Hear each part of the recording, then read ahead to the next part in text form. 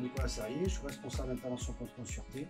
Donc, mon métier consiste à faire en sorte d'avoir une bonne sûreté sur le réseau pour la clientèle et les employés. En l'occurrence, je suis référencé moto, donc ma mission prioritaire est de me déplacer rapidement sur le réseau pour intervenir sur des missions de sûreté. Et les qualités, je pense qu'il faut avoir une partie d'empathie déjà, une bonne connaissance de différentes cultures, différentes ethnies, des gens, des réactions, de beaucoup de choses, d'avoir du sang-froid, mais dissuader surtout, sans être violent, juste dissuader, en montrant que ça peut dépasser certaines limites, mais il ne faut pas y arriver tout simplement.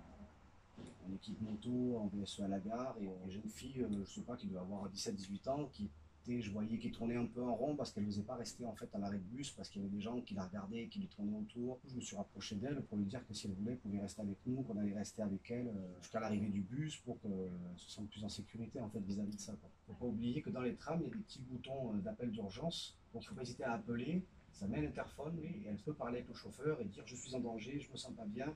Et là, le chauffeur, lui, a un bouton d'appel d'urgence qui contacte le PC, et de ce fait, nous, en moto, ou les autres collègues, bien sûr, on peut arriver de suite. Et du coup, suivant les heures et suivant la situation, on peut éviter des agressions ou des choses plus ou moins graves qui pourraient se passer.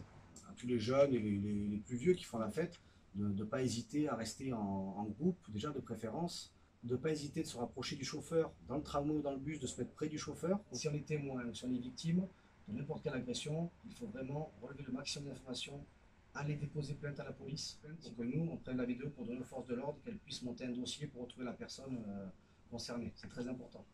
Ça peut peut-être permettre de retrouver des assaillants qui n'en font pas de mal à personne.